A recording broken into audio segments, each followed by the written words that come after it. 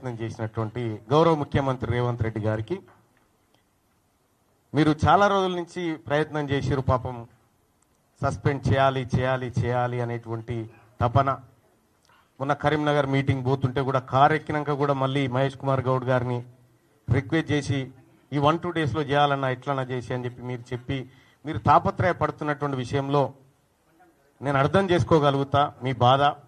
ఎందుకంటే మీ దగ్గర ఉండేటువంటి వ్యక్తులు సహజంగానే బానిసలుగా ఉండాలని మీ ఉద్దేశం కావచ్చు, అది సహజంగానే మీరు కోరుకుంటారు. కానీ తీన్మార్ మల్లన్న విషయంలో కోరుకోవడమే మీరు చేసిన పొరపాటు. ఇక్కడ సస్పెన్షన్ అనేది తీన్మార్ మల్లన్న కాంగ్రెస్ పార్టీకి సంబంధించినటువంటి దానిపైన నాకు ఏ ఇబ్బంది లేదు, అది నా వ్యక్తిగతమైనటువంటి అంశం. కానీ ఫస్ట్ ఆఫ్ ఆల్ మీడియా మిత్రులకు తెలియజేయాల్సింది ఏంటంటే దాని గురించి సందర్భం వచ్చినప్పుడల్లా మాట్లాడతా. కానీ ఇవాళ తెలంగాణ రాష్ట్రంలో 3 ఎమ్మెల్సీ స్థానాలకు ఎన్నికలు జరుగుతూ ఉన్నాయి.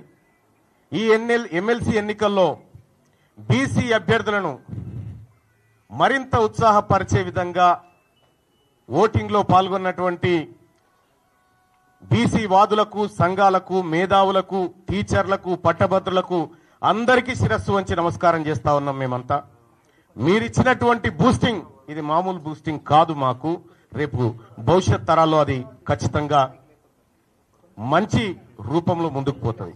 ఇక చాలా రోజుల నుంచి చాలా మంది మీడియా మిత్రులు అడుగుతా ఉన్నారు, ఏమైంది మల్లన్న సస్పెన్షన్ ఆర్డర్ వచ్చింది, మీరు స్పందించరా,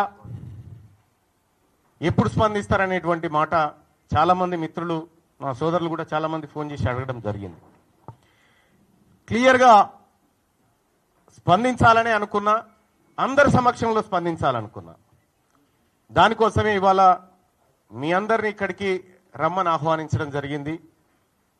వచ్చి ఈ కార్యక్రమాన్ని కవర్ చేస్తున్నందుకు మరొకసారి ధన్యవాదాలు తెలియజేసుకుంటూనే, ఇక గౌరవ ముఖ్యమంత్రి రేవంత్ రెడ్డి గారు నన్ను కాంగ్రెస్ పార్టీ నుంచి బయటికి పంపించడం ద్వారా ఏదో జరిగిపోతుంది, ఇక బీసీ ఉద్యమం ఆగిపోతుంది, బీసీలు ఇంకెవరు మాట్లాడరు అనేటువంటి భ్రమలు మీకేమన్నా ఉంటే తొలగించుకోరు. వెనకటి బీసీలం కాదు, మేమంతా ఆధునీకరించబడి ఆలోచన మెరుగుపరుచుకొని వచ్చిన మలిదశ బీసీ ఉద్యమకారులం మేమంతా, ఇప్పుడు పుట్టుకొచ్చిన వాళ్ళం. ఇవాళ అడిగిందేంది తీన్మార్ మల్లన్న? తీన్మార్ మల్లన్న అడిగింది కులగణన తప్పు, మీరు ఈ ప్రభుత్వం చేసినటువంటి కులగణన చిత్తు కాగితంతో సమానం, ఇది ఎందుకు పనికిరాదు, ఇది బీసీలను ప్రజలను మోసం చేస్తున్నటువంటి నివేదిక అని చెప్పి తగలబెట్టడం జరిగింది. నిజంగా తగలబెట్టడమే తప్పైతే, బీసీల మంచిని కోరి బీసీలకు న్యాయం జరగాలని కోరి తగలబెట్టడం తప్పైతే ఆ తప్పును ఇంకా 1000 సార్లు చేస్తా.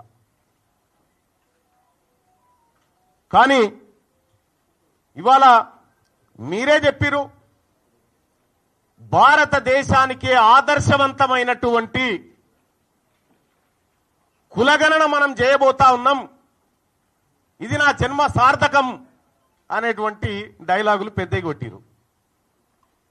నేను కూడా చెప్పిన, కులగణన చేసే క్రమంలో ముఖ్యమంత్రి గారికి నేను కూడా సూచన చేసిన, 1931 తర్వాత అసలు మా తలకాయలను లెక్కించినోడు లేడు కులాల వారీగా. మీరే మంచి కార్యక్రమం చేపట్టిరు.